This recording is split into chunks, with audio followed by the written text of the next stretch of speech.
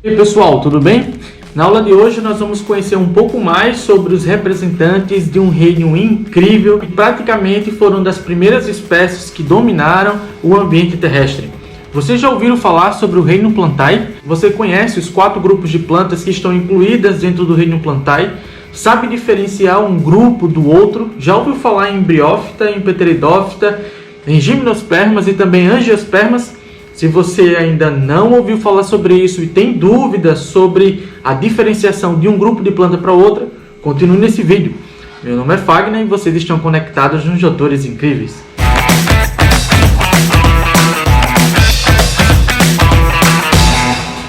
Para iniciar nossa discussão a respeito das plantas, é importante que você sempre leve em consideração algo muito importante. Geralmente, quando a gente fala de produção de oxigênio, até mesmo fotossíntese, a gente sempre relaciona a esse papel as plantas, mas alguns outros seres vivos também desempenham um papel fundamental na composição da atmosfera. Além das plantas que realizam a fotossíntese e, portanto, liberam gás oxigênio, existem outros seres vivos como as bactérias autotróficas e até mesmo as algas que estão presentes no ambiente aquático. Juntos, esses 3 organismos, eles produzem o oxigênio que está presente na nossa atmosfera e que é importante para nós, enquanto organismos heterotróficos, de utilizar esse oxigênio para queimar ou oxidar glicose para geração de ATP ou até mesmo energia. As plantas elas surgiram há muito tempo atrás. Dita-se que as primeiras formas de vida de plantas surgiram há mais ou menos 480 milhões de anos atrás, provavelmente a partir de um grupo de algas verdes multicelulares. Os organismos do reino Plantae são todos multicelulares e constituídos por células eucariontes, que são aquelas células mais complexas que apresentam núcleo e organelas citoplasmáticas membranosas, como o retículo endoplasmático, como o complexo de Golgi, e além disso, todas as plantas elas devem apresentar os cloroplastos e também os vacúolos.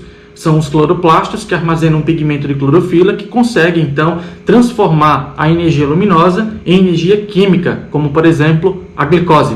Os vegetais, aos poucos, eles foram se tornando cada vez mais bem adaptados ao ambiente terrestre. Isso porque, ao longo de sua evolução, eles foram adquirindo características evolutivas vantajosas. E, além disso, pouco a pouco, esses vegetais eles foram ganhando independência da água para se reproduzir, como a gente consegue ver nos grupos bem mais complexos de vegetais, como em Gymnospermas, como os pinheiros, por exemplo, e também Angiospermas, que são aquelas plantas que apresentam flores e frutos. A mangueira é um exemplo.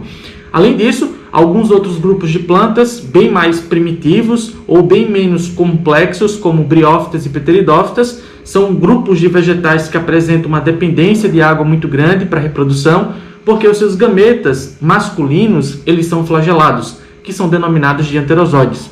Conforme vocês conseguem observar a imagem a um lado, que representa o cladograma do reino Plantae, observe que os grupos de plantas denominados de Bryophytas, Pteridophytas, Gymnospermas e Angiospermas, eles apresentam uma característica exclusiva comum, exclusiva, portanto, para o grupo das plantas. Essa característica são a formação de embriões multicelulares maciços e, além disso, dependentes do organismo materno. As algas, elas não formam esses embriões dependentes do organismo materno. Algumas algas até podem formar embriões, mas eles são totalmente independentes do organismo que o originou. Observe que as briófitas, como os musgos e as hepáticas, eles formam um grupo de planta bem mais simples. Esses organismos eles não conseguem chegar a grandes dimensões porque eles são desprovidos de vasos condutores de seiva. Na verdade, eles formam um único grupo de plantas que não são traqueófitas. Observe que em Pteridophytas, em Gymnospermas e Angiospermas, essa característica está presente e, portanto, essas plantas são chamadas de traqueófitas. Ainda em relação às briófitas, como exemplos mais conhecidos, a gente pode citar os musgos, as hepáticas e também os antóceros. E essas plantas, preferencialmente, estão localizadas em terrenos úmidos, pois precisam de água para se reproduzir. As Pteridophytas, elas formam o primeiro grupo de plantas que conquistaram a presença de vasos condutores de seiva, como o xilema e também o floema. A presença desses vasos permitiu que a planta ela pudesse então realizar trocas e até mesmo o transporte da seiva bruta e também da seiva elaborada, contribuindo, portanto, para aumentar o tamanho dessas plantas em um determinado ambiente.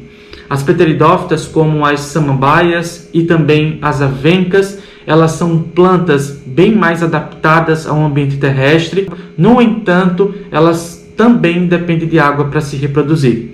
Já em gimnospermas, como os pinheiros e também as araucárias, são plantas que de forma definitiva conquistaram o ambiente terrestre.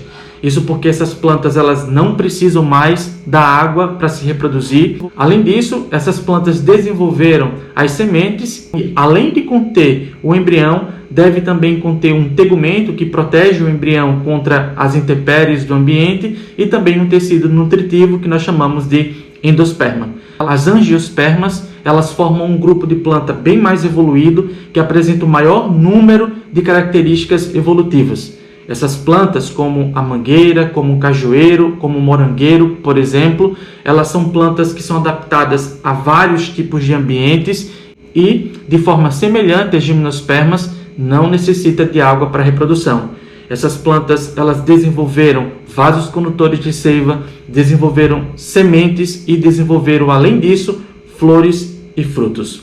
Bom, pessoal, por hoje é só. Nessa aula vocês compreenderam um pouco sobre os grupos de plantas. Se vocês aprenderam alguma coisa, deixa a sua curtida e também deixa o seu comentário. Beleza? Até mais, pessoal!